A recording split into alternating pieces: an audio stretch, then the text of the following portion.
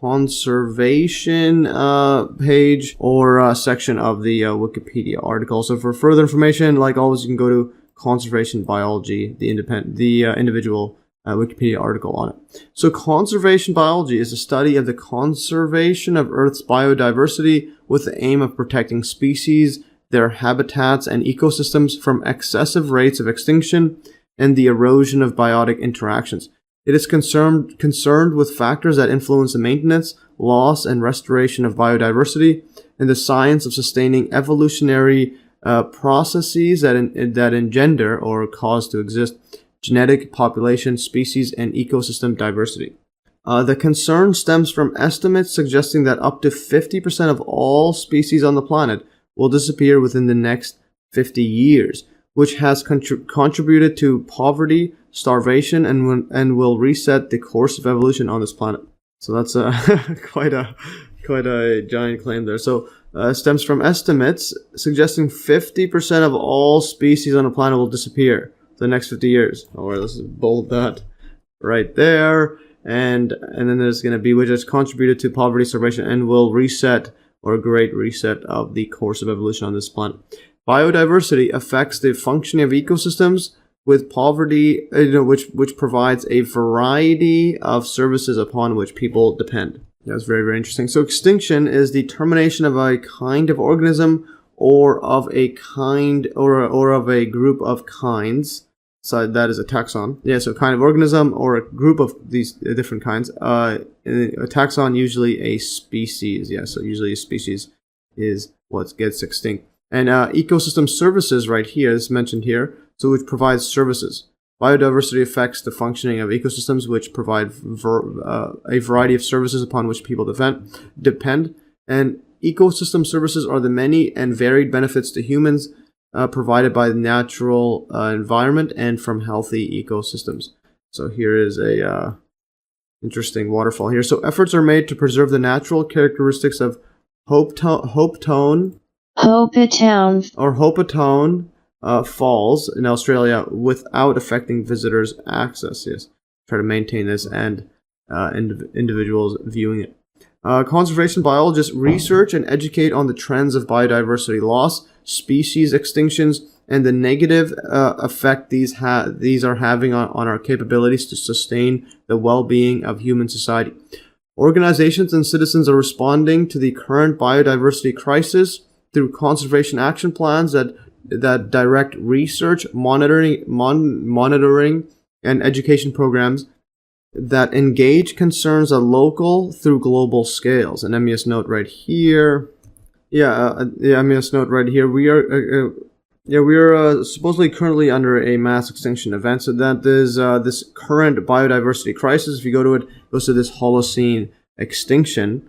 So click this Holocene right here, pronunciation. Holocene. Yeah, so the MES note, the Holocene extinction, otherwise referred to as the sixth mass extinction or Anthropocene extinction. Let's see this. Anthropocene. Yeah, Anthropocene extinction is an ongoing extinction event of species during the present Holocene epoch, or epoch. Epoch. Let's see that again, actually. Holocene epoch. Or epoch, yeah, so epoch. Holocene epoch, I think before I was pronouncing it epic, but anyways, epoch, with the more recent time, sometimes called Anthropocene. See this? Anthropocene. Yeah, Anthropocene, as a result of human activity. So there's a Holocene extinction, more recent one is Anthropocene, and it is a ongoing extinction event as a result of human activity. Very, very interesting. So the current rate of extinction of species is estimated at 100 to 1,000 times higher than natural background extinction. Very, very epic stuff here and scary stuff. Yeah, now here quickly I just changed up the images. It's actually the same one here, but it's provided more context. Included a second figure over here. And so this figure is from science.org, this paper there. So cumulative vertebrate species recorded as extinct or extinct in the wild. So yeah, they would basically, besides those kept in zoos and other human monitored setups. So by the IUCN 2012, we'll get to that in a bit. So graphs show the percentage of the number of species evaluated among mammals. And among mammals, there are 5,513 that have been evaluated. We'll get over this context on it. And 100% of those described. Yeah, let's just read up on here, actually. Yeah, just because it took me a while to understand what this chart is trying to say. So going over here. So a graph shows a percentage of the number of species evaluated among mammals. That's 5,513, or 100% of those described. And so let's read this context here. Context on above figures from the same source. So to estimate modern extinction rates, we compiled data on the total number of described species and the number of extinct and possibly extinct vertebrate species from the 2014 IUCN Red List. Links there. The IUCN's list is considered the authoritative, albeit or although likely conservative, estimate of the conservation status of plant and animal species. About 1.8 million species have been described since 1758, when the current nomenclature or naming system was classified, of which 1.3 million are animals. So you have 1.3 animals. And of these animal species, about 39,223 of the currently counted 66,178 vertebrate species have been formally assessed and reported in the 2014 IUCN Red List. All right, we'll continue reading after that, but notice this number here, 39,223. So they mentioned that here. So 5,513 for mammals. That's 100%. Birds is 10,425. That is 100%. This is the number of species evaluated. And reptiles is 4,414, 44%. Amphibians, 6,414, 88%. Fishes, 12,447, or 38%. And all vertebrates combined, that's 39,000. Yeah, and this 39,223, that's 59%. So let's take a look at that numbers right here. So this is, of these animal species, about 39,223 of the currently counted vertebrate species have been formally assessed and reported. Alright, so that makes sense. So basically there's a total of 66,000 different vertebrate species. And this is from 2014. But I think there's like 69,000 that are counted. So these are counted. So the key is counted. And then you will need to formally assess. And then of these, you have 39,223 have been formally assessed and reported in this IUCN Red List or Extinction List.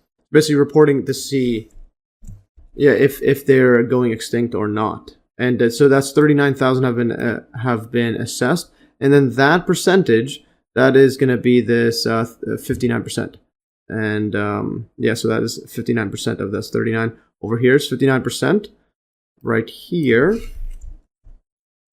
And then of these 39,000, then you're going to look at accumulative extinctions as percent of those IUCN evaluated species. So if you look at this vertebrate setup, here is one estimate here. There's about 1% of those. So it's 1% of 39,000, 39K. So 1% of these that are actually reported and assessed is going to be is extinct or going extinct, or is recorded as extinct or extinct in the wild. Very, very interesting. And I think that's how you read this chart. Very, very fascinating stuff. And then I keep going further on this context. So in the IUCN samples, mammals, birds, and amphibians have had between 88 and 100% of their known species evaluated, whereas only 44% of reptiles and 38% of fish species have been assessed. Table 1. We focus our comparisons on vertebrates because they are the group for which the most reliable data exists, both fossil and modern. Yeah, it's very, very interesting. And you can see that over here. So mammals, you have 5,513. 100% of all mammals species have been described or assessed. All the ones that are counted have been described. There's only 5,000 different species. And then birds, all 10,000 that have been counted have also been assessed. And then reptiles, only 44% of the ones that are counted have been assessed. And then amphibians only 88, so still a high number, have been counted.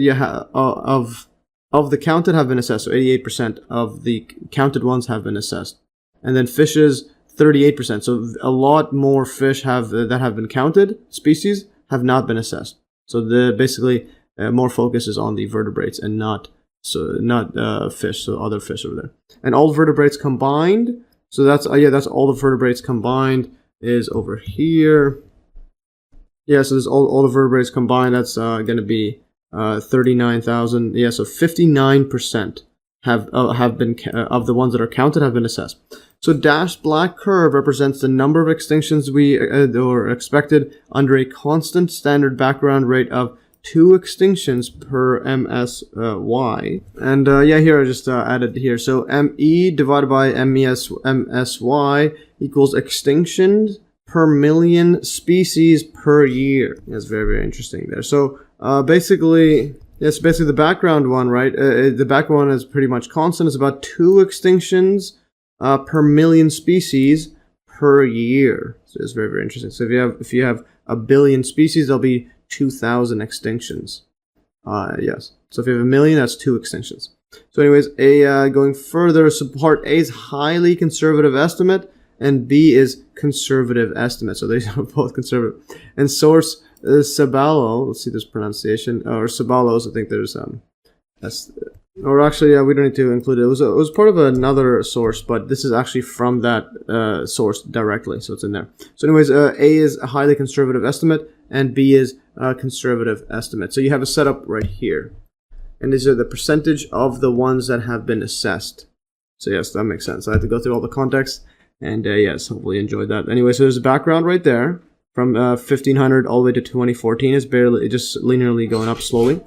Yes, it's linear. Now, if you look at other vertebrates, their percentage of as this category is about this pretty much about 0.5% of the assessed species. And then vertebrates here make up about close to 1%, so about 0.9% of the assessed species have been are extinct. And then but notice the trend's going up and up. So eventually it's gonna supposedly go to 50%. And then of the birds that are assessed, and which has 100% of the ones that are counted, you have at this 1 point, so you have actually it's about 1.4. Them and mammals a bit higher, so about 1.4% of the ones that have been reported, which is 100% of the ones that are counted. And then so about 1% of those are extinct. And that is the this is the conservative estimate, or the highly conservative estimate. And then the actual estimate, or the just regular conservative, this is highly conservative. Then if you look at conservative, just they don't even have a optimistic one. So anyways, other vertebrates is over here. Then you have the birds and vertebrates, and notice how every single one of these is converging at a very high percentage. This is at 1.5. This is the highest one here, and this very conservative one is 1.4. But now here, every single one of them is above 1.5. Then mammals at 2% extinct. So yes, of the ones assessed. And basically you can try to scale that up for all the ones that are not assessed. And then this is keeping going up and up. The estimate is by 2050, you have a... So concern stems from estimates suggesting that up to 50% of all species on the planet will disappear within the next 50 years. And we need to reset this course of evolution on this planet. We need a great reset. Anyways, continue further. So background extinction rate, also known as the normal extinction rate, refers to the standard rate of extinction in Earth's geological and biological history before humans became a primary contributor to extinctions. This is primarily the pre-human extinction rates during periods in between major extinction events. Very interesting. And the IUCN, the International Union for Conservation of Nature, IUCN officially International Union, officially International Union for Conservation of Nature and Natural Resources, is an international organization working in the field of nature conservation and sustainable use of natural resources. Very, very fascinating stuff.